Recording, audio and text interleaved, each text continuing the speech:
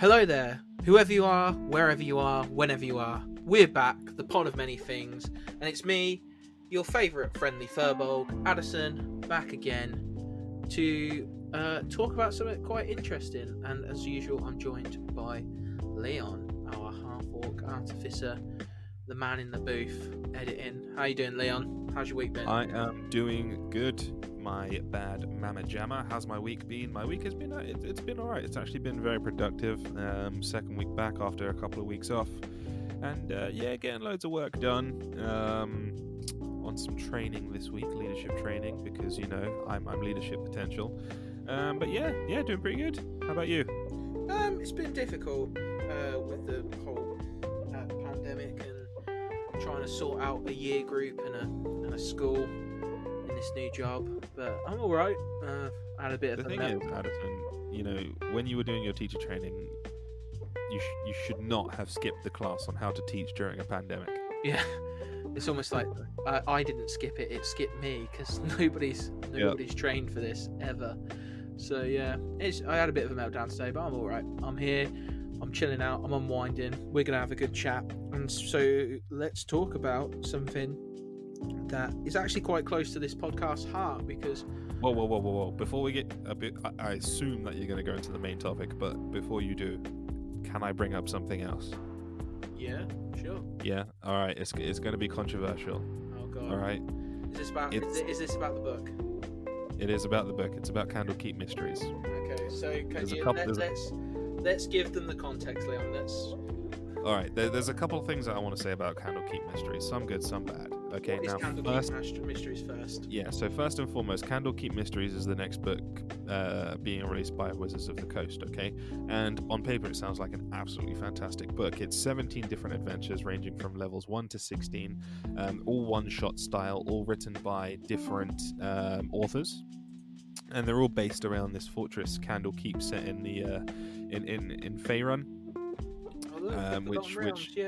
in the Forgotten Realms, which has loads of lore that goes back decades. But as opposed to Ghost of Saltmarsh or Tales from the Yawning Portal, these are all original adventures, not just rehashed stuff. And I believe they all, I'm assuming they all take place in Candlekeep, because the book is also going to come with a huge map of Candlekeep. So you know, on paper, I was quite looking forward to this. The book does sound amazing, but then there's something I saw about it which massively concerns me, and I think you know what that is, Adderson, and I think if you're listening to this, you know what that will be as well. And I have an article here from Games Radar, actually.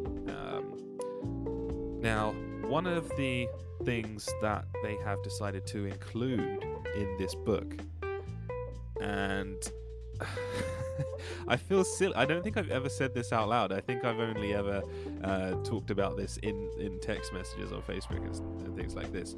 But this book is going to have the first ever wheelchair accessible dungeon.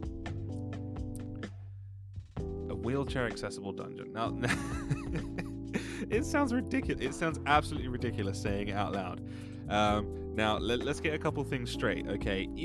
If you want to play, you know, if you are disabled and you feel like you want to put yourself, a part of yourself, in your character and in the game, that's absolutely fine. I don't have a problem at all with anybody choosing to play a disabled character. What I do have a problem with is Dungeons & Dragons putting this in a book and acting like they're doing something very what's the word, Adderson? Amazing, by putting in an accessible dungeon.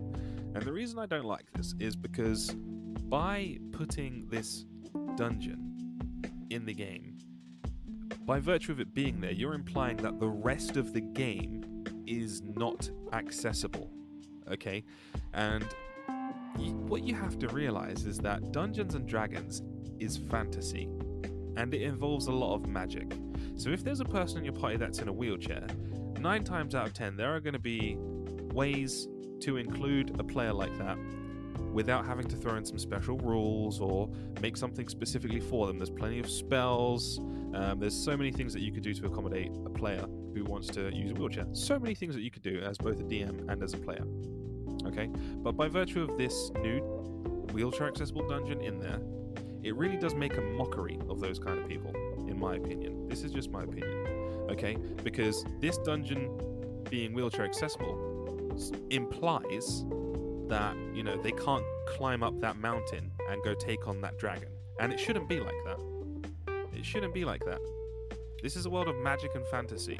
If your imagination is bound, I'm not done. I'm not done. All right. Leon, I need it in a book. Leon, I need it in a book. I can't imagine things. You can't ask me to imagine things in a tabletop role-playing game.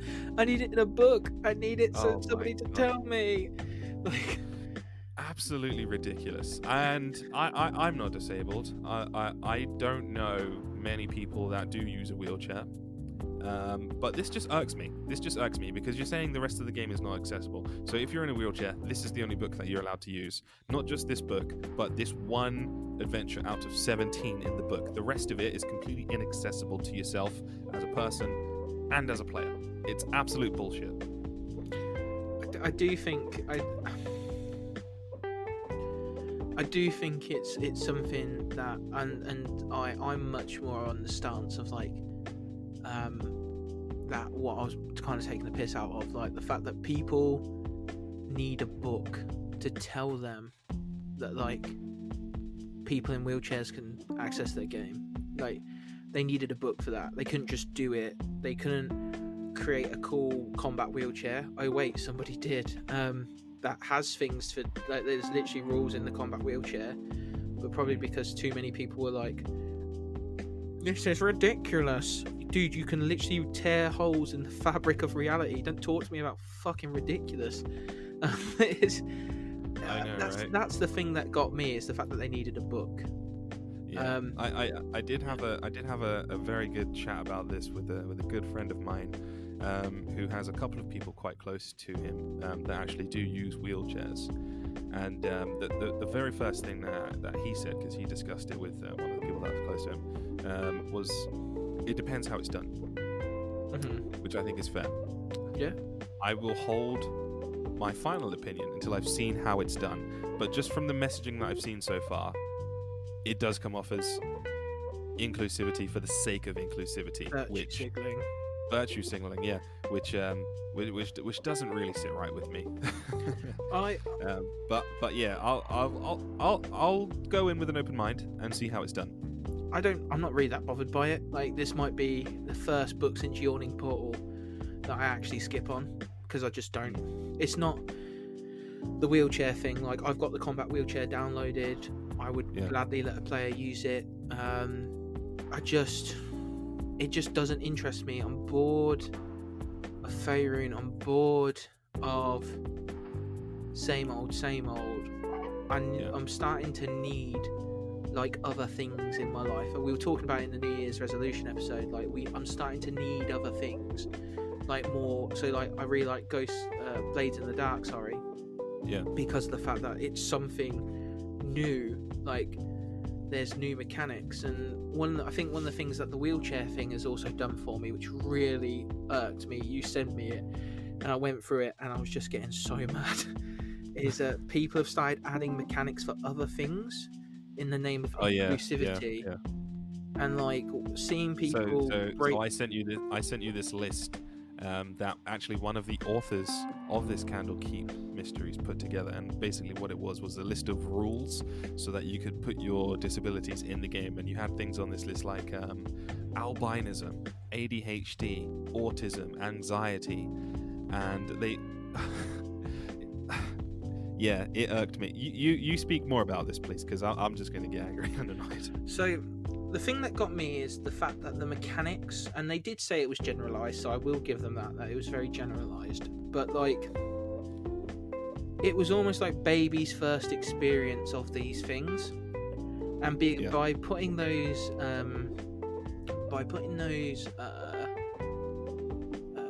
mechanics in, it totally null and voids like growth and coping strategies, because that mechanic, there's no room for changing in it by the looks of what, and I could be wrong, and it might be a DM thing that you need to incorporate, but I think if you're going to make rules up for shit, you should make up all the rules, because you decided to do it. Yeah. So yeah, and like the person with the combat wheelchair did, actually. If you look at her stuff, like, she does loads of, like, all the different rules, like if you want to add this onto your wheelchair, like a snow plow and all this jazz, right? So it can be done, but it was just like, oh, we're gonna add a stress mechanic to autism. I was like, you are so patronizing, it's unreal. Like, Yeah. like there was like one positive thing from the autism thing. Like, they literally was like, oh, so you get a specialist subject. I'm like, that's not all you get. Like, let's talk about this from real life. I had an autistic meltdown literally today because of work. So, like, yeah, I don't like people touching me, and I don't like it when I don't understand things, and I might throw a bit of a tantrum, but also I'm very perceptive, and I'm very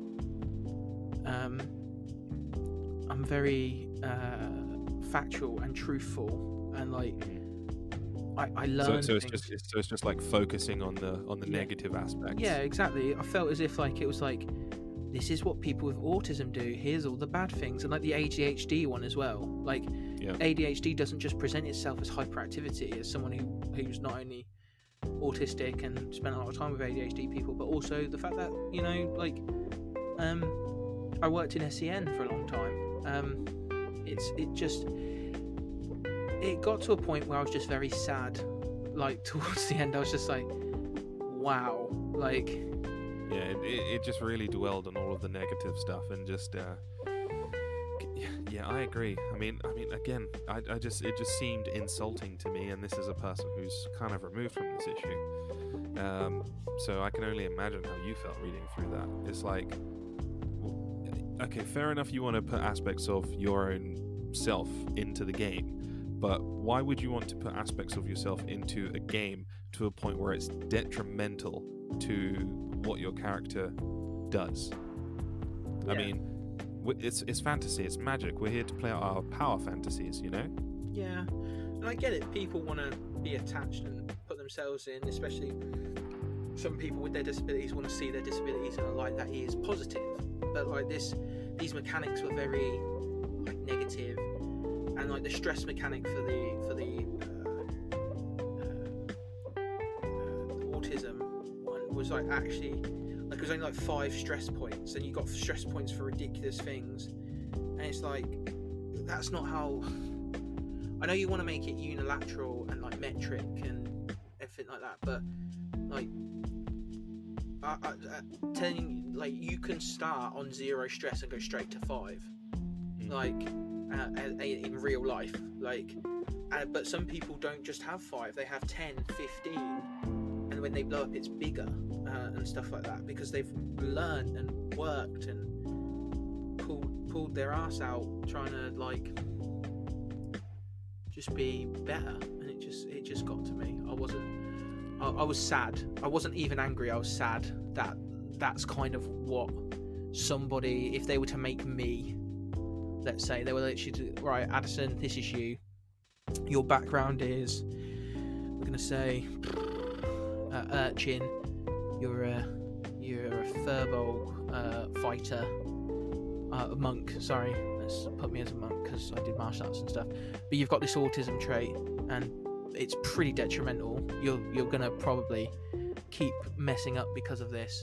It was just a bit like, awesome. Do you want me to sit in the corner with that hat on too, that has the big D on it, or what? Like, because I can do that. Like, yeah. It for the first time in a very long time, because obviously I'm a teacher now, and I went to university, and I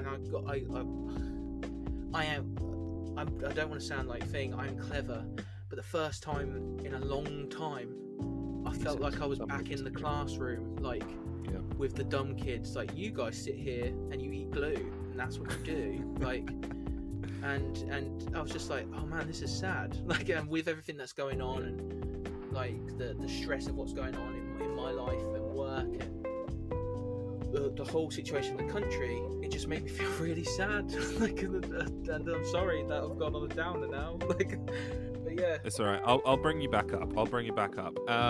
So what the hell were we supposed to be talking about? Because we've just done 15 minutes ranting on some bullshit.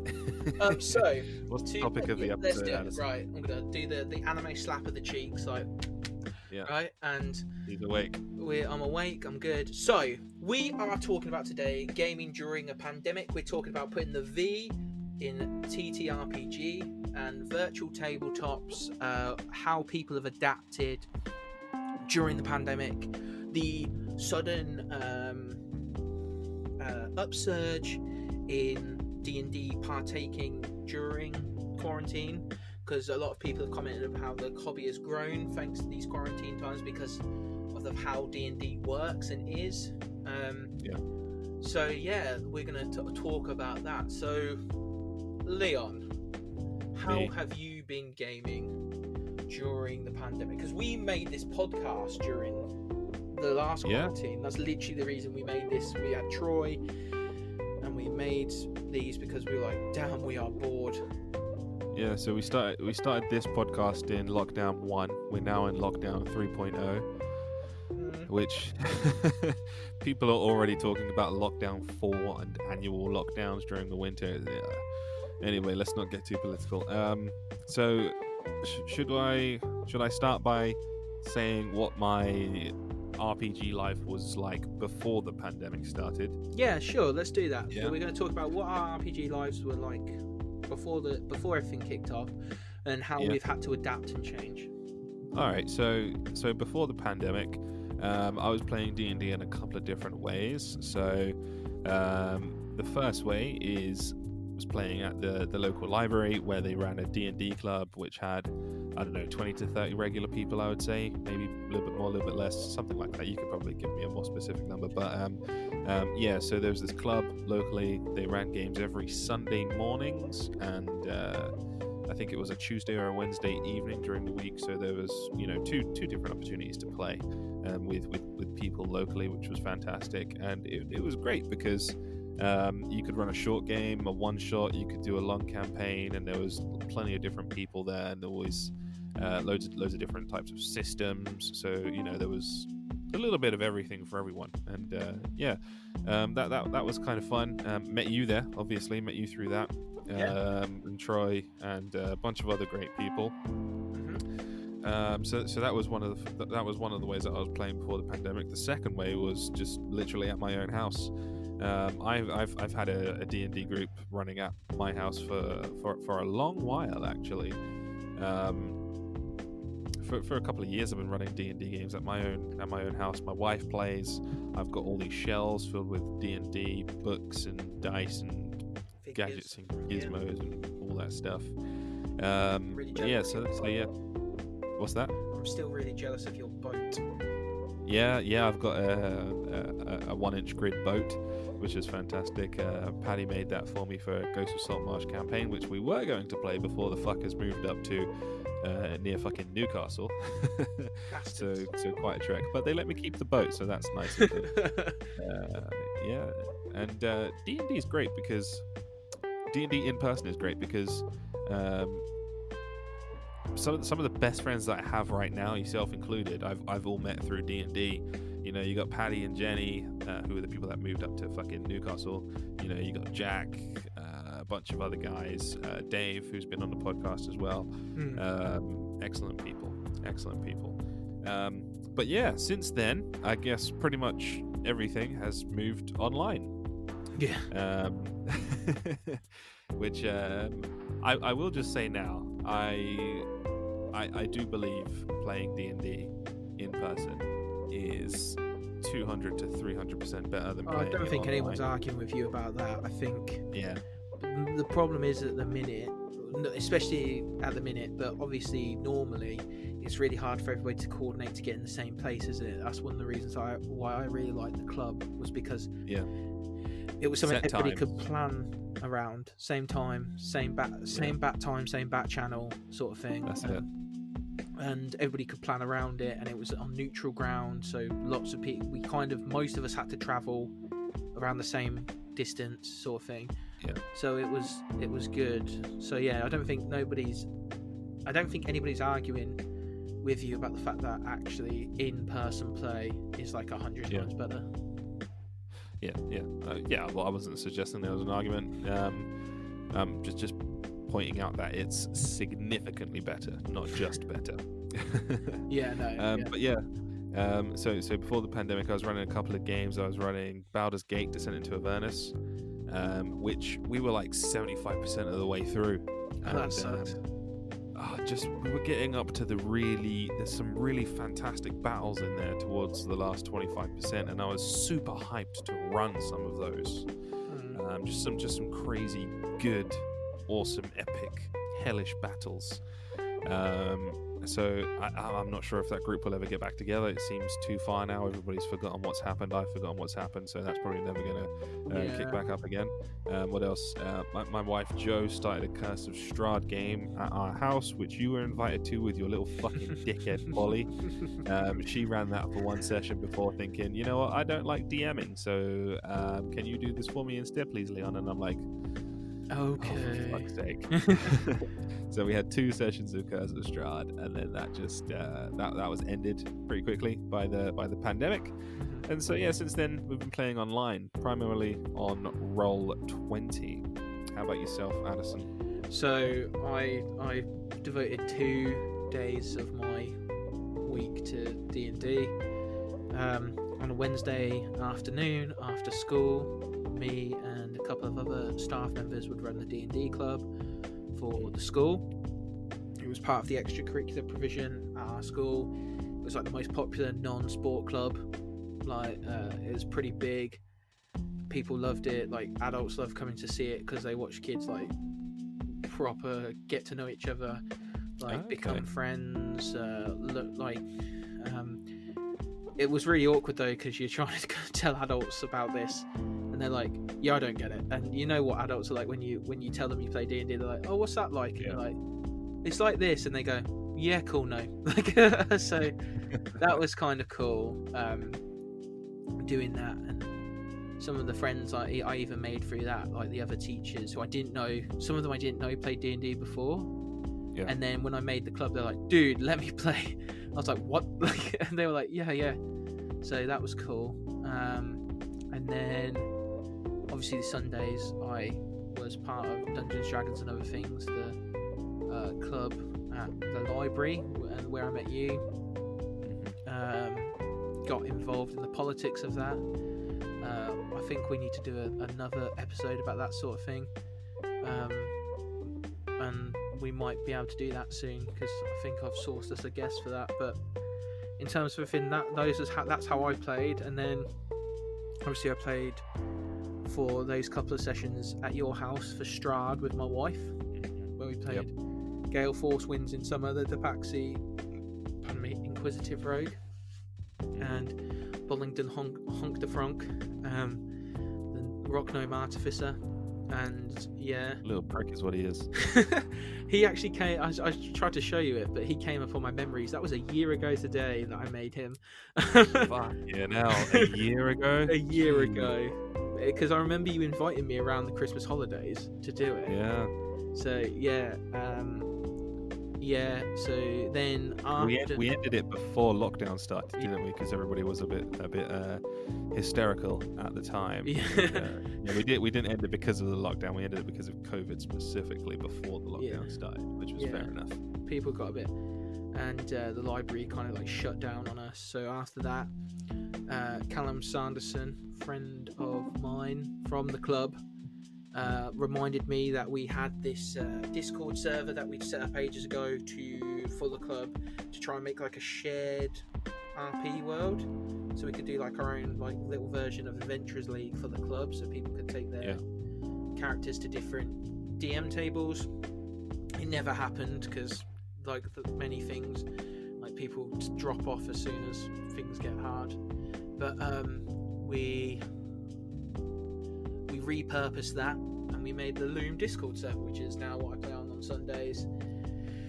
And actually, I will admit, whilst I do prefer in person, I do think one of the things that online did for me is it brought me closer to certain people. So like Ben won't mind me talking about this, but me and Ben from the Flickering Torch actually didn't get on for a long time. Like, when we were playing in person, like we barely agreed on anything, and then because we both thought we were right, and then online talking to each other a bit more frequently, like throughout the week and stuff, and not just on that Sunday, trying to get everything out that we needed to say on those Sundays, actually brought us closer together. And I think we both realised that actually, no, we both just want to have fun with this and like do something we enjoy. It's not about like dunking on the other one and being like, I was right. It's more like, yo, we both want this to be successful. So yeah. So that's one positive to come out of the new system. There was a bit of drama with that as well, because originally we wanted that to be part of the club, and then people started saying that we weren't part of the club, even though they asked us to set up the server. And then we need to rename you to Adderson. Adderson, yeah. It just follows me around though. Like sometimes I do things that are nice, and then people like I don't know if they don't like the fact that I've done something nice. Like I don't know, but yeah, they didn't like it, so we just made the Loom, and it's doing really well. We've got a bunch of games on there now, different games. We've got Forbidden Lands, a Vampire the Masquerade game, which I'm really fucking annoyed that I can't get in because I've not got time. I'm like, that's the one system that's like, you know what? That's it. I want to play the Vampire the Masquerade game. And well, I'm doing Vampire the Masquerade once I finish my Theros campaign in about 8 months at the rate we're playing. So I'll save you a seat. Yeah, but yeah, no. So yeah, that's how we've adapted and we've changed, and obviously now we do this and we talk about tabletop RPGs all the time now. We've met some great people through this, so that's another positive, like, of gaming during the pandemic. So that's how we used to play and how we play now. So I suppose the next thing is, what do we use? You said you use Roll20, and a lot of people are like, oh, I don't know how to get into online virtual tabletop RPGs now that they've moved on to like Roll20 and stuff. Because then they're also a bit scared. There's many ways to play. Yeah, of course there is. You know, just like in real life, there's many different ways to find people or find a group. There's many different ways to play online. My primary method for playing online is Roll20. I think Roll20 is fantastic. I think as a virtual tabletop, it has loads of tools. There is quite a steep learning curve, to be honest. But I'm currently a lot better at it than me. Like I literally just throw the map up and just go poof. There you go. That's it, yeah. Let me just quickly pull up my Roll20 account. Oh shit. Okay, so on your Roll20 account, on your profile, it gives you some information. So I'm a pro member, which is the mid-level membership. No, it might be the highest level membership, which gives you a few free what are they called, assets each month. They've just started that recently. The first asset was a couple of maps. The second one was some ships, some galleons and some airships, so that's cool. I like that they give you free things now. It gives you a reason to stay subscribed between games. It tells you how long you've been a member. So I've been a member since the 17th of January 2017. So what's that, 4 years now? Fuck. Yeah. Wow. Okay, and in that time, I have played, this is what I was getting up to, I have played, and most of these will be as a DM, I'd say maybe an eighth of them will be as a player. I have played 598 hours, which means after tomorrow when I play in Alex's game, I will have crossed that 600-hour mark on Roll20. Holy moly, that's a lot of hours. I've just bought mine up to compare. So I've been a member since the 26th of January 2018. Yeah. And I've only ever played in 3 games. I've got the first ever Roll20 game I played in, called The Invasion of the Constructs. Yeah. My 2 DM games, Disney Asta, which you were in as Hercules for a little bit, and my Wildmount campaign, and the hours played I have, bearing in mind that Invasion of the Constructs game must have only been about, I'm gonna say, at most 48 hours, because we played quite a few sessions, and then we had to do like a soft reset of the campaign because we all died with TPK'd. 244 hours played. Oh, okay. I'm about to have an existential crisis over here, Addison. Why is that? I've just opened up a calculator. I've done 598 divided by 24. I have spent 24.9 days of my life on Roll20. We spent a 25 days. Roll20. Jesus Christ. I can only take solace in the fact that that's over a 4-year period. Yeah. And in 3 days, that will be 4 years officially. But holy moly, 25 days I've spent on Roll20. That's insane. A lot of that, most of that will be DMing. A lot of it will be the hour or so beforehand that I spend prepping. But wow, seeing you do log on a lot, because I've you let me join one of your things at one point to show me stuff, and you're always messing about with shit. So yeah, that's the thing about Roll20, because it makes preparing for games a lot easier, I think. It is that steep learning curve though. I find that I just end up putting tokens down and a map and using layers rather than dynamic lighting and all that bollocks, because I'm I love the dynamic lighting. Dynamic lighting is the primary reason I use it. I can't make it work. Every time I've tried it, it's gone wrong. So yeah, I don't know. You're doing something wrong. It's pretty straightforward.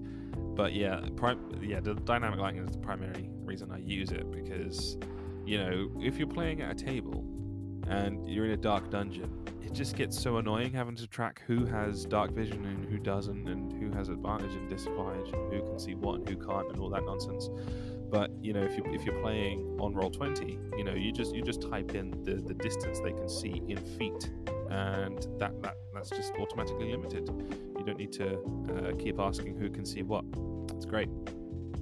Yeah, I'm that's the only real virtual tabletop I've used. There are a couple of Fantasy Grounds. Yeah, that's great. That's essentially a Steam. It's essentially a program that you can download off Steam, very similar to Roll20. So both Roll20 and Fantasy Grounds do have partnership with Wizards, so you can purchase official material such as the Monster Manual, all the modules and stuff, and then all of the information, just like on D&D Beyond, it's just there at a click of your fingers. What do you? I was going to ask you about this actually, because that's what a lot of people have gone towards in terms of their online and post-COVID gaming is D&D Beyond. What's your opinion on that? As a tool for gaming, me personally, I think it's useless. If you compare it to Roll20 and Fantasy Grounds, it's useless as a tool for gaming. It is great for being essentially your repository, your compendium of information. It's great for having characters. It's even great for rolling dice now. But for running a game, I personally wouldn't use it. Simply for the fact that it's not designed to run a game. It's just designed to be a library. Database, isn't it? It's designed to be a database, and it does the database really well. I wouldn't use it to run a game. Yeah, I would say the same thing. You can't run a game with just D&D Beyond alone. You need Roll20 or something in order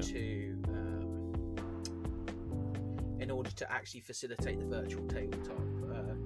I've never used Fantasy Grounds. I did try, our friend Troy uses a thing called Tabletop Simulator, which is basically a 3D virtual tabletop where you can play any game you want. I've downloaded it and downloaded a shogi thing, so I can play Japanese chess basically.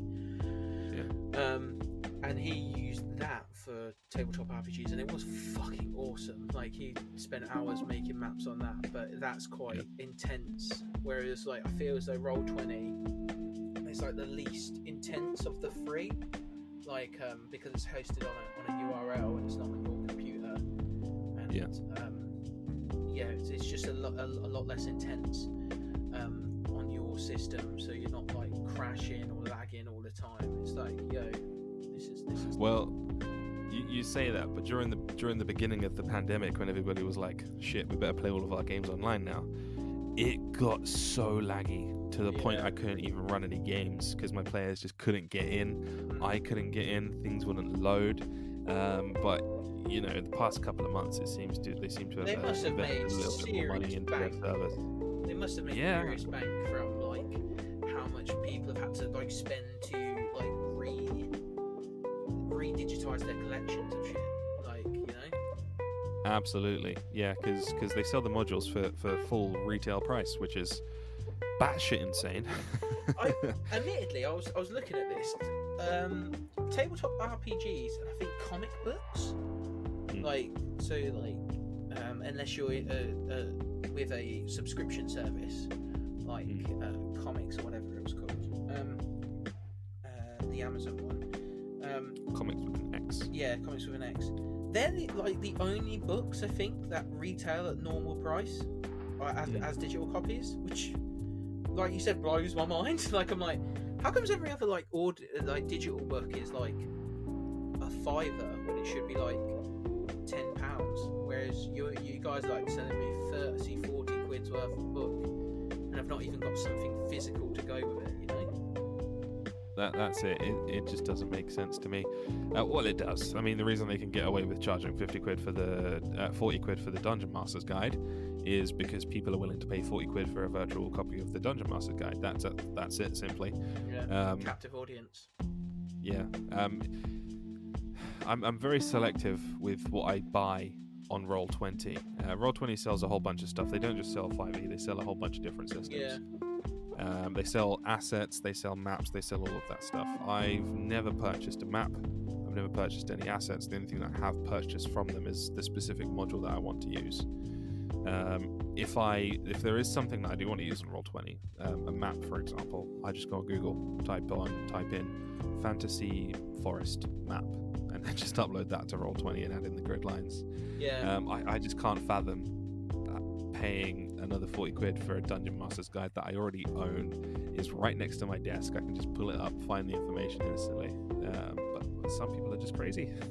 Yeah, I got the tactical maps. I think I bought them because I showed you the deal for that, and it was something ridiculous. Oh, yeah. Like, all of them were like, in real life, one of these map packs, like as a dry wipe thing, is like £20 by itself, and then all of these were like 20 quid all in. So I was like, yes, thank you, I'll take that. So that's the only thing. That's a good point, actually. Sometimes they do actually have really good deals on like that. Yeah, I remember the map used. It was like a village map, wasn't it? Yeah. There was some kind of ambush or fight going on around the village. I think we were doing the ambush.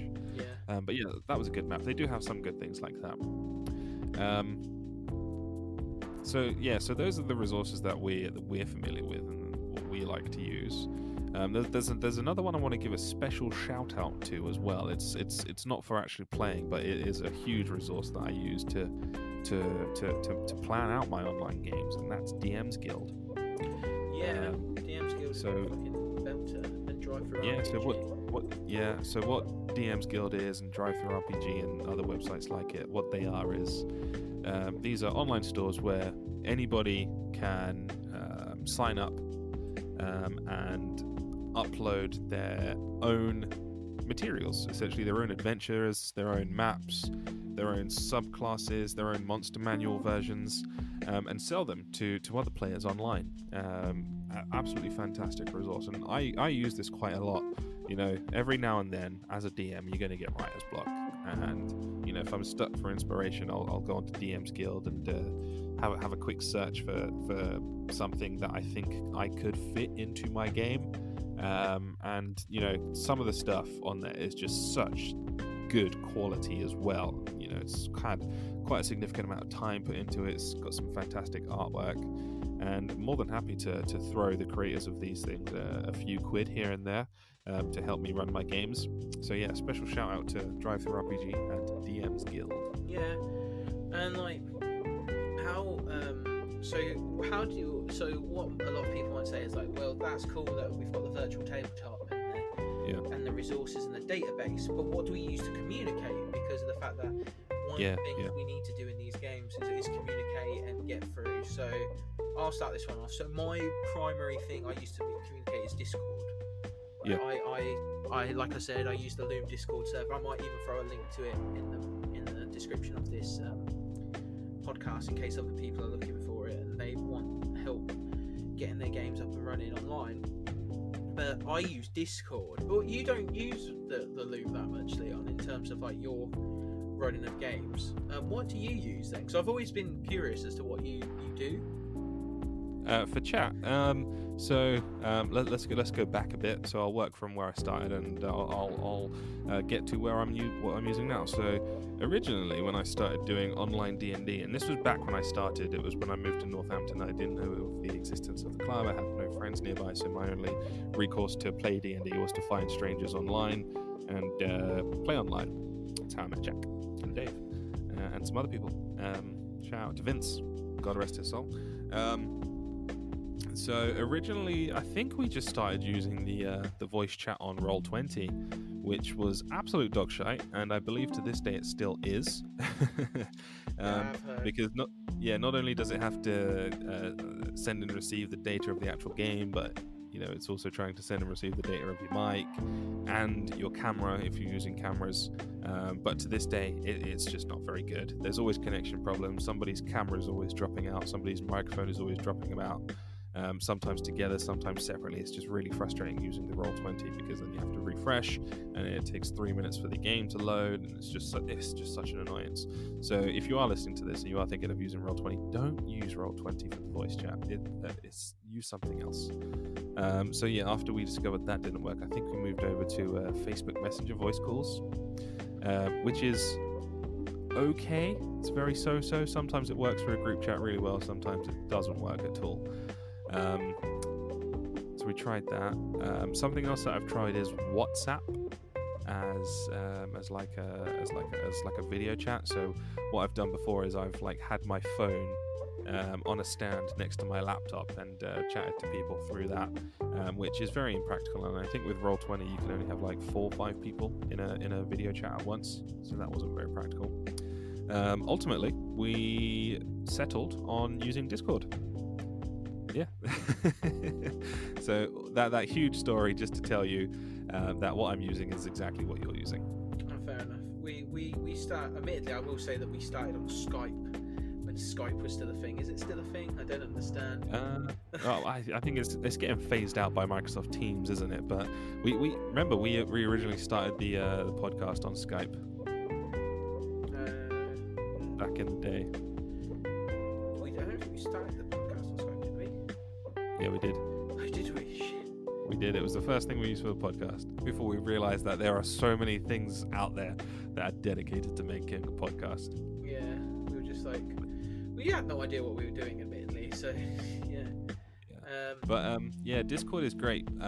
So the Discord that I use, I have a few different channels in it. So this is my Theros Discord.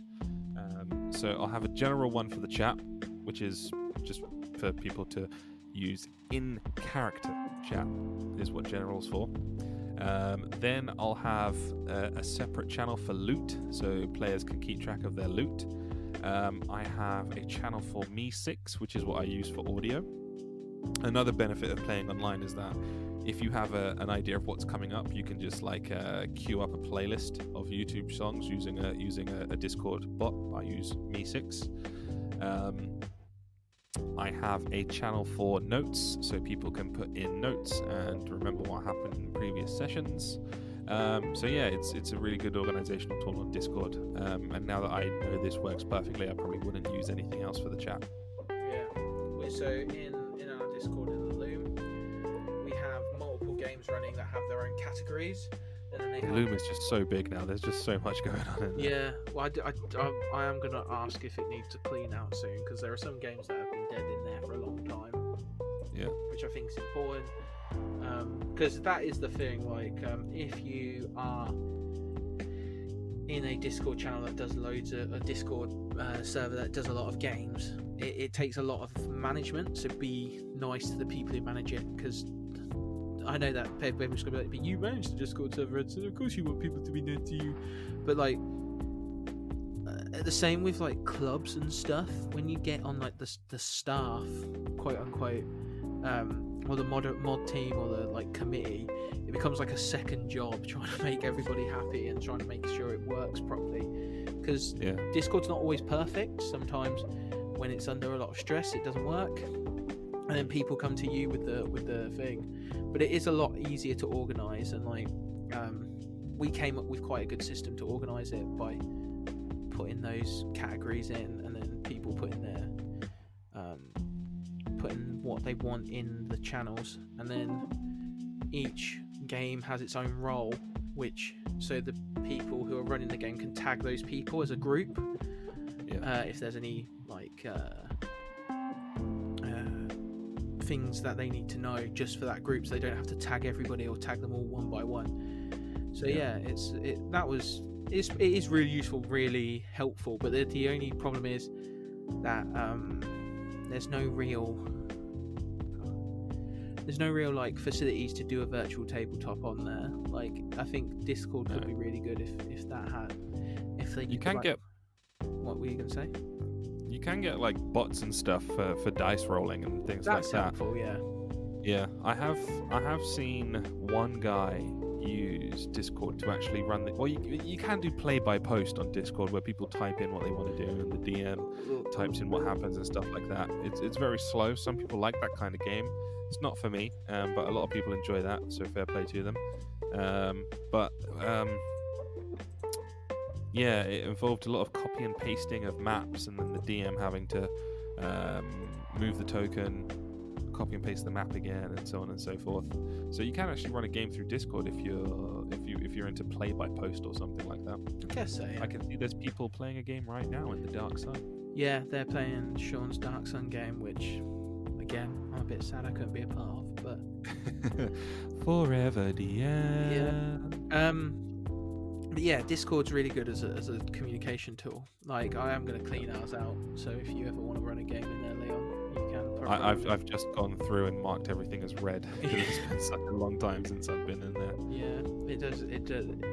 I've had to mute everything apart from the stuff that I'm in. So like, you can go to mute category until I turn back on. Like, if you do join a Discord server and you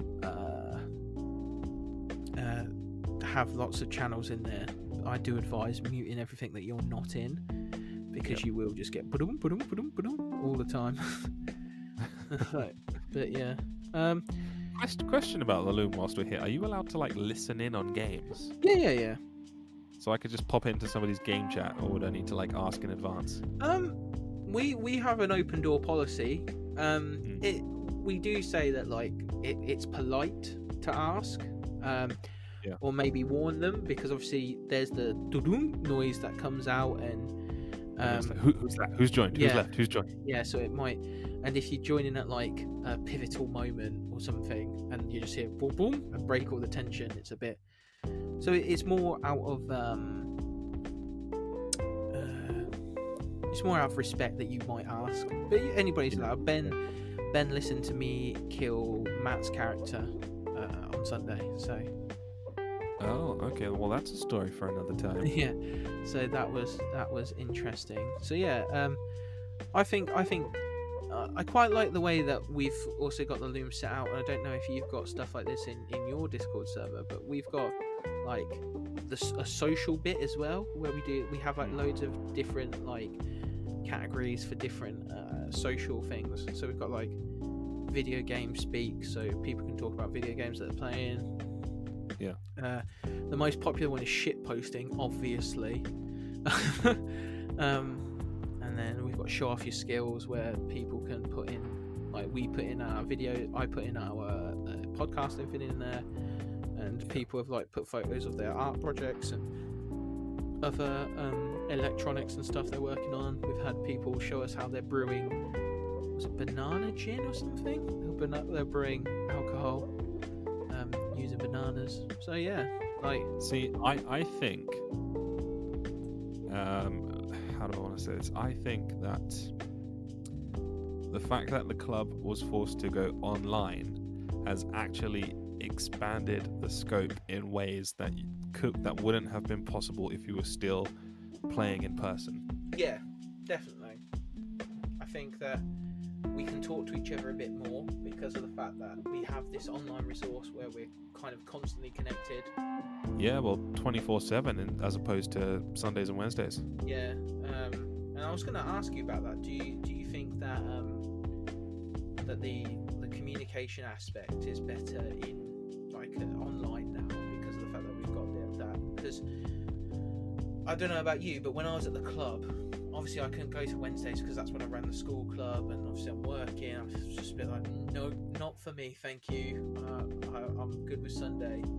So I never met any of the people on a Wednesday, like that went on a Wednesday, apart from yourself and others. Well, I don't know.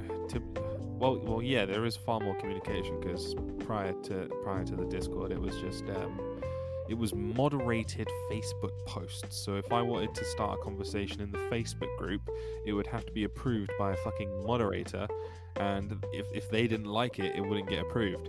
And even if they did approve it, you'd have to wait like 3-4 days because for some reason it would always take them forever. So yeah, there's definitely a lot more conversation now as opposed to the old Facebook group. But saying that, I was never really involved in that much of the conversation anyway. I for the most part, I just like to get in, run my game, and get out, you know? Yeah. That makes sense. Like, some people are like that. They're there to do this thing, to have a place to do this hobby that they have. I'm actually a very shy person, believe it or not, so I always find it awkward trying to talk to people I don't know. It's one of the ways that I mask my autism, is the fact that like my lack of social boundaries means that most of the time I try and talk to people, even when they don't want to. So that's why you don't shut the fuck up. Yeah, like I learned from like TV and stuff. Like, no joke, I learned from TV, like hyperactive anime characters and shit, that you just talk to people and then all should go well, right? Yeah, just keep talking until everything's fine. Yeah. So yeah, I think it's good for communication and stuff. What I was gonna say, like, I think one of the things that gaming during the pandemic's done, even though we've talked about methods and stuff, I think we should also talk about the effects that it has on the landscape of the games and stuff. Like, obviously, I'm talking about tabletop RPG in general. You've got like tons of like podcasts now, including ourselves. You've got loads of wannabe critical roles. You've got Facebook groups popping up everywhere, which I know you're like, don't talk about them. And like lots of opinions on Twitter. Do you think that overall that this growth from COVID and the quarantine is good for the game, or do you think it's like super inflated and a bubble that's going to burst? Or... No, I think this is short-term game. I think eventually we'll get to a point of diminishing returns, and the reason I think that is because the people playing online are the people that were already playing in person. I have no stats or figures to back this up. This is all completely anecdotal. It's completely assumption based. But yeah, I think to truly become a fan of D&D, it has to be in person. I don't think you're going to become that big of a fan of D&D if your first experience and your only experience is online. So I think once everybody's transferred to the online games, which most people have now, because it's been 10 months? Yeah. Mate, it's almost been a year. That's crazy. Yeah, it's gonna plateau, and then it's gonna plateau. It's gonna level off, and then I don't know, something else might come along, or people might get bored of it or fed up, and it'll eventually start declining. But then once people are allowed to go back to clubs and do games at their own houses and things like that, and start attracting more new players to the game, it'll eventually start picking back up.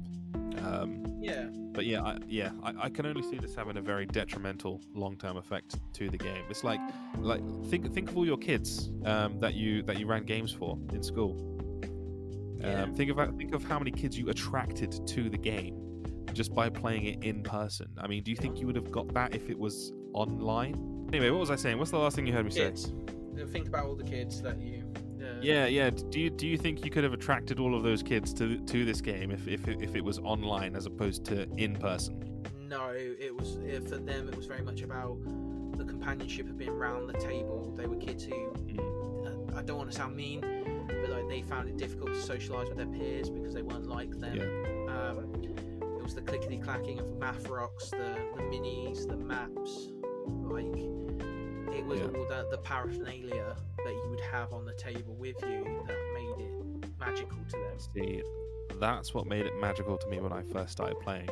I think I can quite confidently say that if my first introduction to D&D was online, I probably never would have come back, to be honest. I also think that one of the problems, and I've talked about it in all that Adderson, but like the online community has a thing of like just not being the nicest place. Sometimes you look out at the wider community. Like I very rarely poke my head out of beyond the loop sort of thing, and the wider online community seems a bit more like that guy. Like it's just one giant that guy. Like, well, Adderson, I thought we were not going to talk about online D&D groups during this podcast, but since you have decided to bring up, I made a reference. Let me finish. Since you have decided to bring it up, unfortunately, Adderson, I'm going to have to go on a rant now. You've brought it up on the podcast. I need to address this. I get my soapbox on all out. So I'm going to give you this one. Sit back. I'll make it brief. Okay. Now, I need to say these online D&D groups, whether they're on Facebook, whether they're on Twitter, the entire fandom, at a glance through social media, is one of the most toxic fucking things on the entire internet. Every single time I go into a D&D group, it's always these fucking little stupid dickheads arguing over the stupidest little things. Oh, no, somebody at my table doesn't know how to use a fucking longsword. They think it should be piercing instead of slashing. Who the fuck cares? Why do you need to come on and ask 1,000 people for an answer to this question? Okay? Talk it out over your fucking table. Okay? Oh, somebody said something at our table that I didn't like. Did you speak to this person before you came and posted online about it? Did you? I don't think you did. Did you speak to your DM and tell them that you weren't happy about it? Did you speak to the player directly and say that you didn't like something that they did? No, I don't think you did they? Okay, so something else happened in this book that you didn't particularly like. Somebody's gender was fucking wrong. You didn't particularly like it. Who the fuck cares? Why are you complaining about it on the fucking internet? Who the fuck cares? And I realized the irony of this. We spent the first 15 minutes of this podcast complaining about something that we didn't like in a book, but the amount of trivial bullshit I see on Twitter and in these Facebook groups, people arguing over the most benign shit, okay? And when I say benign, I mean incredibly benign. I see people arguing over fucking metal dice versus plastic dice, okay? I see people arguing that fucking, and I'm not going to go into this argument fully, I'm just gonna touch on it. I see people arguing, saying that fucking orcs are representations of black people, which is completely bullshit, okay? Your toxicity has made me leave all of D&D social media. I only came back to Twitter today. I've been gone for fucking months, okay? I come back. Well, actually, I don't come back. You know, I'm speaking to Adderson on Facebook the other day about what we're going to talk about on the podcast. I say, okay, let's talk about Candlekeep Mysteries. And Adderson's like, yeah, okay. Which is fair enough. He's not interested in it. I am. But then, do you know what he fucking tells me? He tells me that people are arguing over fucking wheelchairs and fucking dungeons again. And again, I understand the irony of this, okay? But we're having a discussion about it, a legit discussion. It's just people insulting each other, Adderson. It's just people insulting each other over fucking wheelchairs and dungeons. I fucking hate D&D fandom. I fucking hate it. I was gonna say, like, it seems like everybody just wants to grass up somebody doing something wrong. That's how I look at it. They're all. You watched Recess, right? Surely you did. I did watch Recess. Fantastic cartoon. You know, little weasel fucking Randall. Like, yeah, everybody's a fucking Randall. Randall. Every single one. He gets it. This is why we're boys. Everyone's a fucking Randall. Reporting to the fucking D&D group, which is Miss Krabappel or whatever her name is. No, that was The Simpsons, wasn't it? The old lady in the recess, like, oh, this person did this. Oh, I don't like Facco. Facco doesn't exist anymore, motherfucker. And if you want to play that, like, go to like 2nd edition or whatever. It's there, right? If you like it, fine. If you don't bother. Why are we arguing over a mechanic that has literally been made redundant? Like, and you're asking people that aren't even in your game. Go and speak to your DM. Yeah. And here's another thing. The bigger the group gets, the worse it gets. There is one really, really, really big one on Facebook, okay? And I left it maybe a year ago. But the amount of bullshit that goes on in that group, and I remember the two mods. One of them's called Paige, one of them's called fucking Mimsy. The two biggest dickheads I've ever seen online, because they throw around their banhammer like they are benevolent gods. Seriously, fuck those people. My thing is with them is sorry. One more. I realized the irony of me spewing and getting angry right now. I realize the irony, okay? But it's the toxicity of this group that is making me feel this way. The groups are completely bullshit. Speak to your fucking DM. Speak to the guy sitting next to you whilst you're at the table, okay? If you don't want to do that, send them a text message instead of going online and bitching to how many people are in that group? 500,000, maybe even more. Why can't you just speak to the person sitting next to you instead of bitching to 500,000 people? Seriously? Yeah. Are you really that much of a fucking dickhead? You have to do that? How much of a bit? You know what? The fact that you need to come here and complain to hundreds of thousands of people rather than having the conversation with the people that are sitting right next to you, the fact that you need to do that, it's probably a huge indicator that you're the problem with the game and that you don't need to speak to your DM or the person sitting next to you. It's probably a bigger indicator that you are the problem and you are the thing that needs to be changed or removed from that table. All right, I'm done. We do teach kids about this, like, conflict resolution. My last. Can you teach it to the Facebook groups as well, please? I'll try. My biggest thing is I see Aaron on there all the time, and like I said, I'm not a hypocrite. I call people out for it. So I see Aaron on there all the time, and every response is like oozing with like superiority, and like I'm just like, why? Like we were friends, and then I literally watch you slag me off like every other post. I'm like, this is stupid. Like, the why? Superiority is another thing. It's like, I've played since 2nd edition. I don't give a fuck, mate. I've got 2nd edition books that Jen's uncle gave me. Like, you can be incredibly opinionated about D&D, and that is fine. I don't have a problem with that. But when you take it to a level where you believe you are superiority and your views are better than everybody else, just fuck off. And like, you know, when we do this podcast, me and you, we clash about things sometimes, and we have in the past. We've been like, I disagree with your take, and when I've disagreed with Ben about things, like, and I've monks are stupid. Shut up. We're having a discussion, right? We're having a discussion, and we take each other's points in, and we go, and we actually listen, right? And then we go, you know what? I see your point, but I just don't agree, and we're going to have to agree to disagree. And people hate that. But you know what? That's what being an adult is, compromise. Whereas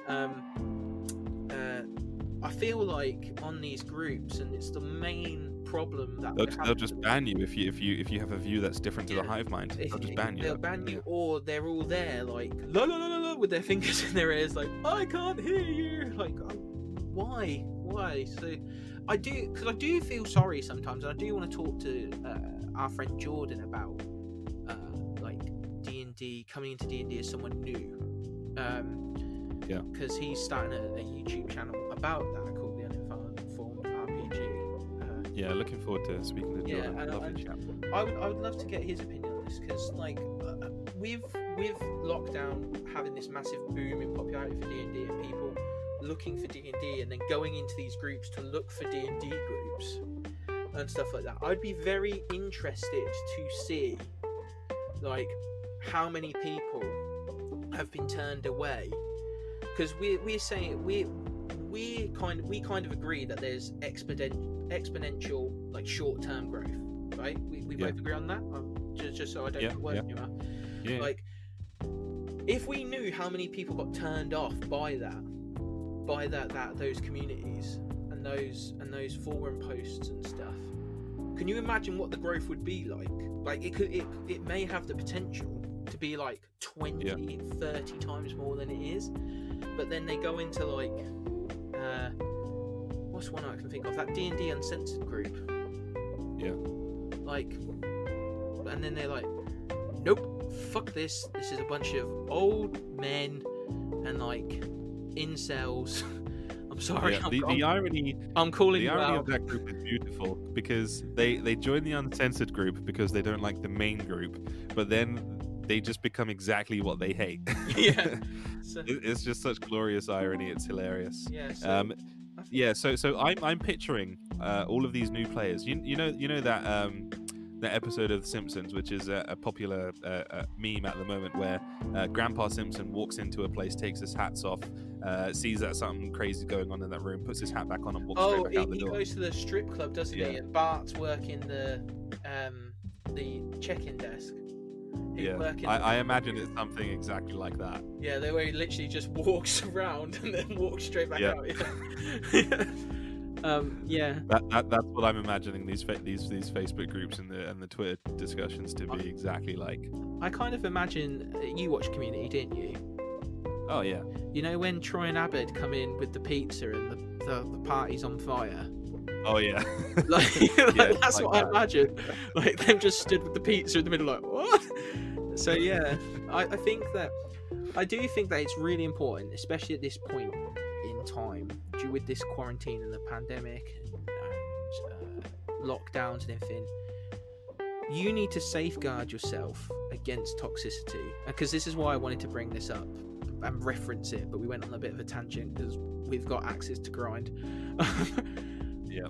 It is one of the things that I find really important in online play, knowing that I'm not seeing my friends as I would love to, and not having that thing that I know is 300 times better, is you need to make sure you join communities that are good for your mental health. Like Leon said, you'd left because of like mental health issues, because of the social medias and stuff, and like, it's just not healthy. So I think I did want to talk about how important do you think it is, like, for you to make sure that you're putting your well-being first instead of like pursuing the hobby at all costs, because I think some people do that sometimes. They, even when we're allowed to play at a table, they'll stay with a DM who's fucking dog shit for years because just because they want to play D&D more than anything in the world. And I was wondering what you thought of that. Yeah, I think, and you know, I've learned this and discovered how to deal with it the hard way, but I think the best thing that you could do is, the moment something starts to frustrate you or anger you or annoy you, just get up, walk away, come back when you're cool. That's it. I've done that with games before, where I've been annoyed by the DM, get up, walk away, come back with a level head, and then just talk it out. That's the best way to do it. Don't just go on one whilst you're there, whilst you're heated, because that's only going to make things worse. If you're frustrated with the game, walk away, mute, or if you're online, mute yourself. Go get a glass of water, go get some coffee, and then come back later. I've done that exact same thing with social media. I've been off social media for months now. How long ago did I delete my Facebook and my Twitter? So long ago. I was still deleted it when we first started the podcast, because that's why I do all the research and everything, because I've still got it. Yeah. You're always sending me links that I can't access because I don't have a Facebook account. Months. So that must have been months ago. But I feel a lot better. I feel like, you know, just the general nature of social media itself just what's the word I'm looking for here? Just promotes anger and frustration and arguments, especially Twitter, because on Twitter everybody's trying to either be the funniest person or the wittiest person or the angriest person, and you've only got 240 characters to do that. So it's not like you can really have a genuine conversation on Twitter with such a limited amount of characters. So instead of putting something that's worthwhile for people to read, you're just going to go for something that's either the funniest or the most provocative thing for people to read. Yeah. Yeah, definitely. As I said, the second something begins to frustrate you, just take a break. That's all you need to do. And it's the same in real life. Nine won't mind me mentioning this. We joke about it all the time. And she's like one of my friends, and even though we frustrate each other sometimes, like still, like the first time I ever played a game with Nine, I literally had to get up and walk away because I was like, no, me and you are going to like row, and it's not okay. We're gonna ruin everybody else's fun. So I offered the ultimatum, like, you either need to walk away or I will. She said no, and I went, okay, cool, like, and just got up and left. I was like, because I feel as though in all aspects, safeguarding your well-being and your mental health is really important. But I think especially now, and that's why I think the loom is very good, because we try and look after each other as best we can. So if you are going to play online during this quarantine, join somewhere with at least some people you know, and make sure you protect yourself, because the last thing that I want anybody to do who listens to this or who I play games with on the loom or whatever is to feel unwelcome or stuck somewhere because of the fact that, like, they're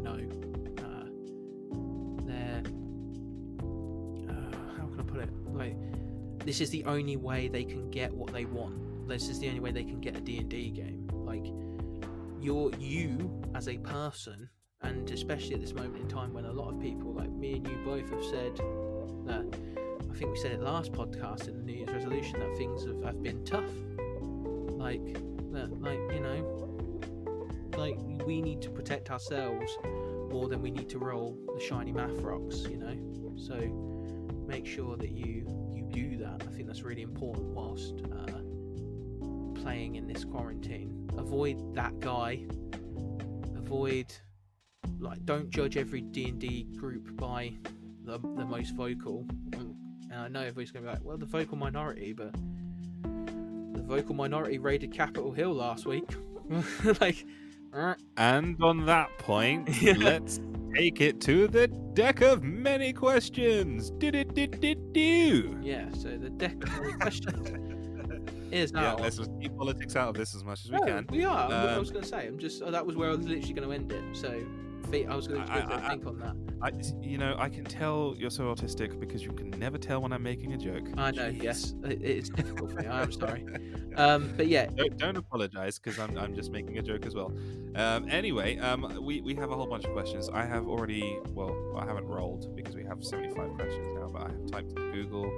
I've asked Google for a random number between 1 and 75, and we have got number 70. So don't look at the question. Do you want to take number 70 or shall I take number 70? I'll take number 70. I'll go first. Excellent. All right, so the question that I've got for you: which school of magic would you like to see introduced, such as geomancy or technomancy, etc.? That's interesting, because I quite like the fact that in Wildmount's Explorer's Guide to Wildmount, they introduce chronomancy and graviturgy. Like, I wanted like time magic and gravity magic, if anything. But I think if I had to have something, I would want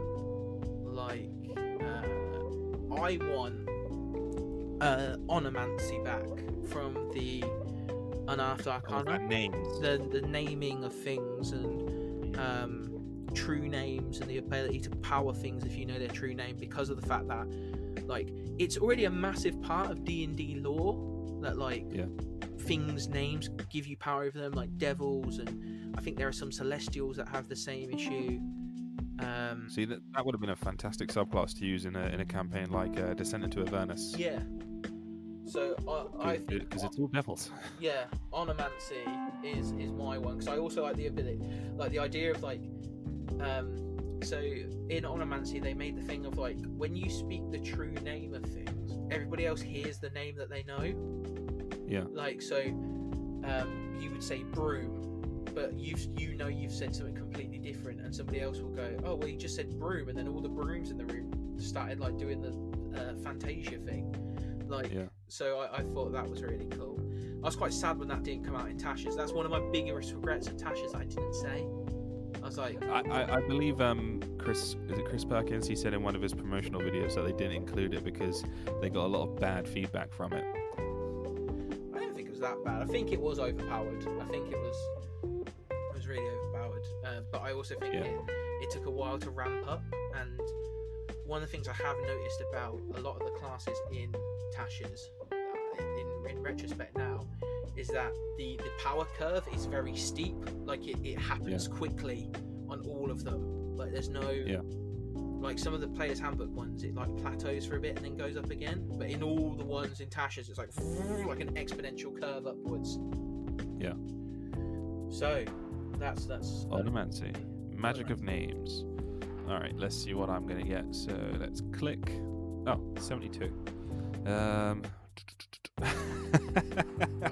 72 says, which class would you move from the game entirely? You're not allowed to take the easy option.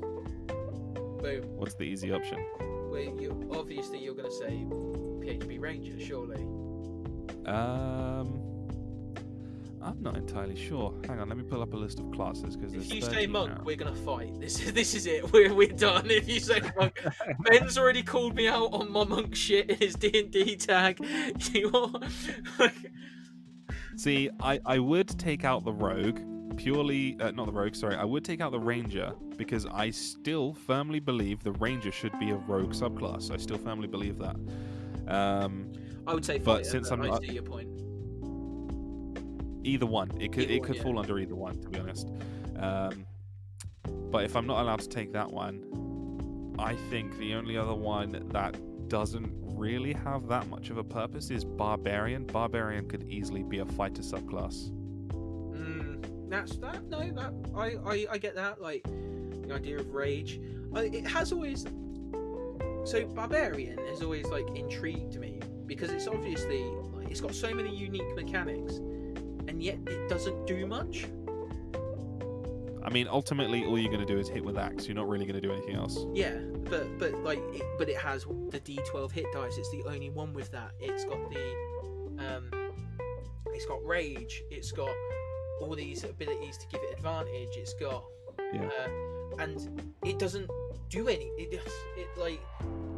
It's all how would we call it? It's just hit with axe. That's all you do. Yeah, hit with axe. It's all passive stuff. Is that what you're trying to say? Yeah, that's the word. Well, yeah, it's all passive stuff. It's not. It's not active. I was trying to. That's exactly what.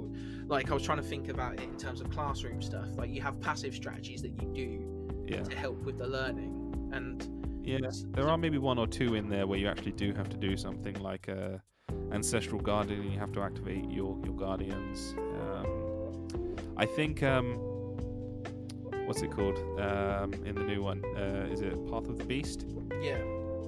The Path of the Beast in Tasha's that actually does give the barbarian some variety in what it can actually do. Yeah. But ultimately, you're still just making a choice so that you can get passive buffs. Yeah.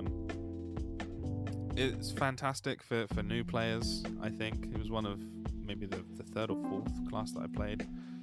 But then I played it later on when I was far more experienced and was a DM, and it was just boring because all you had to do was hit with axe. Yeah, that was it. Yeah, that makes sense. That's a really good idea. So we're going to put ranger as a rogue subclass, and we're going to put barbarian as a fighter subclass. Apparently so. When we rule the world, that's what we're going to do. Yeah, we're going to write our own homebrew setting. We're going to sell it on DM's Guild, make a bunch of money, maybe do a Kickstarter. So watch out for that, people. I've only just decided this now, so it may or may not happen. I decided it in the New Year's resolution episode. Like I said, that I wanted to make. No, I mean the ranger and the barbarian specifically. Yeah. It's literally all it is literally like D&D we copied the whole book apart from Ranger is now in, Rogue and Barbarian is now in D&D. You know, an argument could also be made for Artificer being a subclass of wizard or something. Yeah, it should be. It should be. I don't know. I feel as if I will say that. No, let's change that should to a could. Could, yeah. I think Artificer's got too much it can do as to make it a subclass. So that's the only one that I will probably go near. Like it's got too much it can do different. Like, so yeah. Well, that has been this episode of the Pod of Many Things, gaming during a pandemic, putting the V in VTTRPG.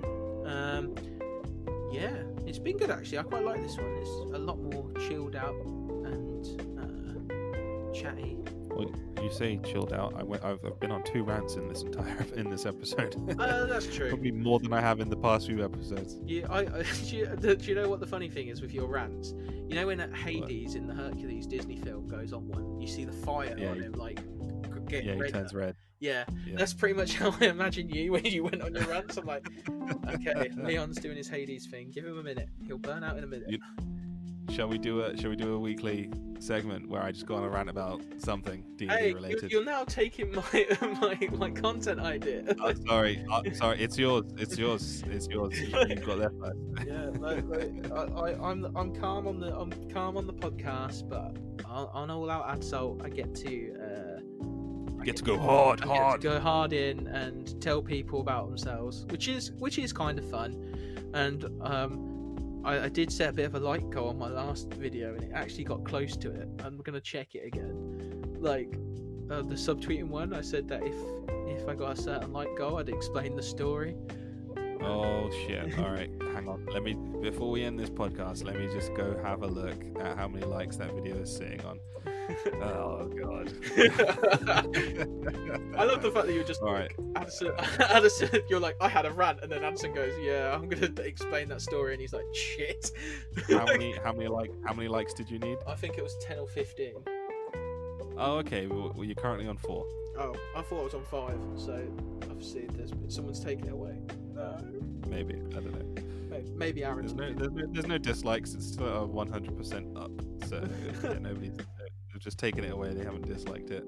But yeah, we need to make that happen. Yeah. Maybe I'll post something on Twitter. Yeah. Give you some likes. Fair enough. Well, that's us for tonight, or this morning, or this afternoon, or this evening, whenever you listen to us, wherever you are, whoever you are. We hope you are safe, you are well, and you check the Pod of Many Things out on Spotify, iTunes, Anchor.